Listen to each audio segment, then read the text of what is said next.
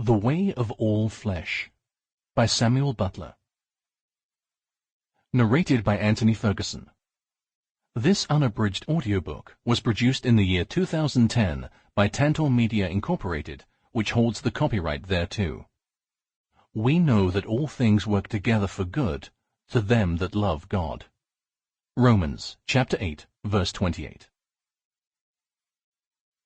Chapter 1. When I was a small boy, at the beginning of the century, I remember an old man who wore knee breeches and worsted stockings, and who used to hobble about the street of our village with the help of a stick.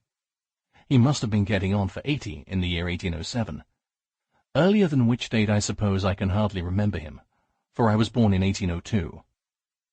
A few white locks hung about his ears. His shoulders were bent, and his knees feeble, but he was still hale, and was much respected in our little world of Palem. His name was Pontifex. His wife was said to be his master. I have been told she brought him a little money, but it cannot have been much. She was a tall, square-shouldered person. I have heard my father call her a Gothic woman, who had insisted on being married to Mr. Pontifex when he was young and too good-natured to say nay to any woman who wooed him. The pair had lived, but not unhappily together, for Mr. Pontifex's temper was easy, and he soon learned to bow before his wife's more stormy moods. Mr. Pontifex was a carpenter by trade. He was also at one time parish clerk. When I remember him, however, he had so far risen in life as to be no longer compelled to work with his own hands. In his earlier days he had taught himself to draw. I do not say he drew well, but it was surprising he should draw as well as he did.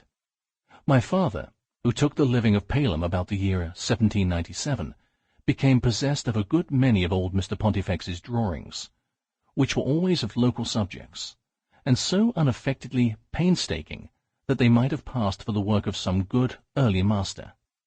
I remember them as hanging up framed and glazed in the study at the rectory, and tinted, as all else in the room was tinted, with the green reflected from the fringe of ivy leaves that grew around the windows.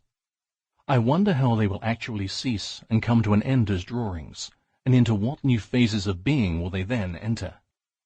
Not content with being an artist, Mr. Pontifex must needs also be a musician. He built the organ in the church with his own hands, and made a smaller one which he kept in his own house. He could play as much as he could draw. Not very well according to professional standards, but much better than could have been expected.